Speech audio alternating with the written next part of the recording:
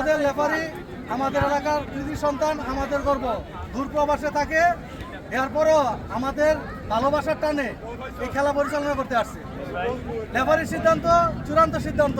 Judgement এবং referee যতক্ষণ পর্যন্ত বাঁশি বা পতাকা না খাড়া করাবে তোমরা খেলতে থাকো।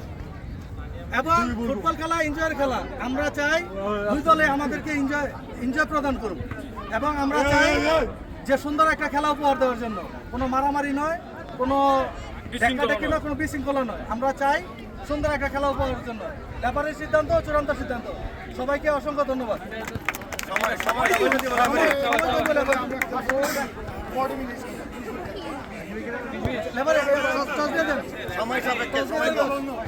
পয়সাটা কই? পয়সাটা কার কাছে? পয়সাটা পয়সা আছে? পয়সা আছে বাইরে।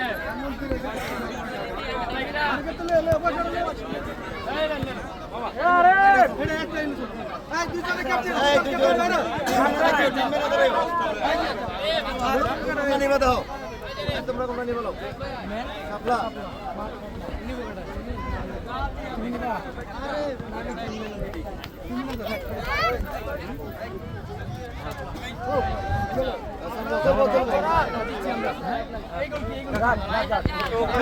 শাবাশ।